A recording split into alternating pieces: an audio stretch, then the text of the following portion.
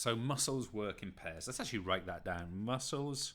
In fact, I'll tell you what I'm going to do. I'm going to start somewhere else. I'm going to start with this. Muscles can only pull. That's all they can do. They're contractile proteins. They're specialized. You guys know all about the differentiation process in your biology studies. But muscles can only pull. That's all they can do. Now, why is that important? So, muscles must work in pairs. At least. So if you think about this muscle here, let's start with this kind of bicep. It's the old classic, isn't it? The bicep. By the way, this is not me in the image. I very much wish it was. Geezer looks like he's got a couple of roast chickens strapped to his arms. I don't look like that, unfortunately. I'm significantly less edgy. But anyway, this guy's got a bicep muscle here, right? Okay, so we know that's a bicep. And this bicep can pull, and it can pull in this direction. Fantastic. Well, what about if the arm needs to go in that direction? Then what happens? And okay, that's why we've got this concept of the pair. Now, obviously, we're going to call them antagonistic pairs. Get used to that language. It's the language we need to use. But I also want you to get used to the idea that an antagonistic pair, which I'm going to get to in just a second, an antagonistic pair always has two roles to fulfill, okay? So role 1 and role 2. Now role 1 is what we can refer to as the prime mover. That's kind of nice and descriptive, and I'm going to give you examples, don't worry. The prime mover muscle.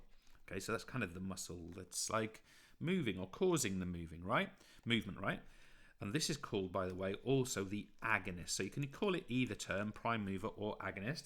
But we've also got a muscle performing a different role, and that muscle is what we call an antagonist. And it's kind of less obvious what this muscle does. So let's see if we can actually give you an example of that. So going right back up to here, we've got our ignore our deltoids and our pectorals. We're not interested in that just for now.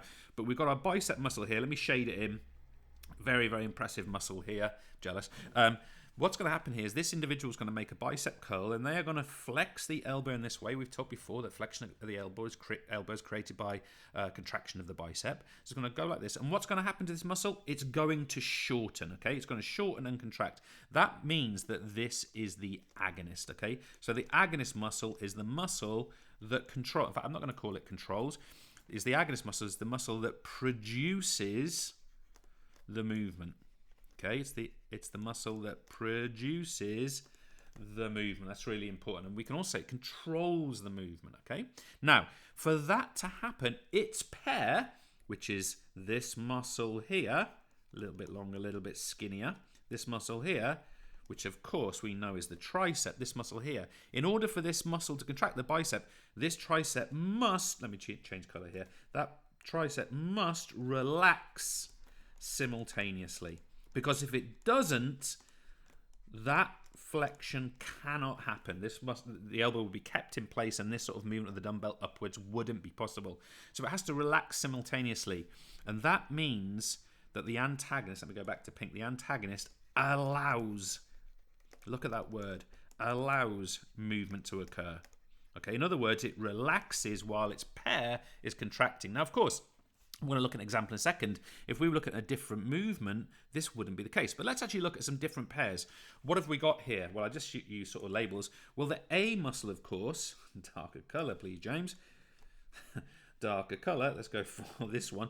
The A is the quadricep group. Okay, important to remember that's a group. So we've got the quadricep is a pair of B, which is the hamstring group, or the hamstrings. Okay, so these are a pair of one another. So for example, let's imagine this person's in the upward motion of maybe the upward part of a basic squat, let's say. What's happening here is that we'd be getting sort of knee extension and straightening here. The prime mover or the agonist would be the quadricep, and the antagonist would be the hamstrings, because the hamstrings are going to relax to allow it to happen. Another example, getting slightly more complex here. We've got the same pair as we had before, of course.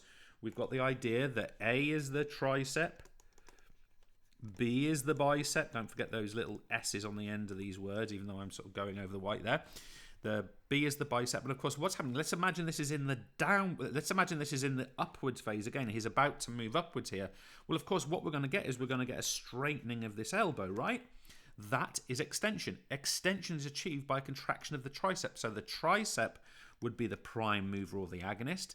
and the bicep would be the antagonist. It would relax to allow the movement to actually happen, okay? So that's a really nice example. We've got elbow extension straightening, so the tricep relaxes. The tricep contracts and the biceps relax. And just 2 more examples, another pair here. Good to know these pairs, by the way. I'm going to tell you that this, of course, is our hip flexors. Remember that there are 2 muscles in there. We're not going to learn the names for them at this level. They're the iliacus and the psoas, just in case you read about them somewhere. And we've got the gluteals in here. Remember, again, it's a collective name for multiple gluteal muscles. But these work as pairs. So in general terms, what happens is the hip flexors flex the hip. Remember, must be at the hip joint. Nothing to do with the knees. But the hip flexors flex the hips. Flexion is in front. And the gluteals, they extend the hip. In other words, they push the leg out back like this. Now, while either movement is occurring, for example, if we've got hip flexion, the hip would be the agonist or the prime mover. The gluteals relax to allow that to happen. And finally, guys, going back to our original example of our basic squat here. And again, let's imagine we're going upwards in this example.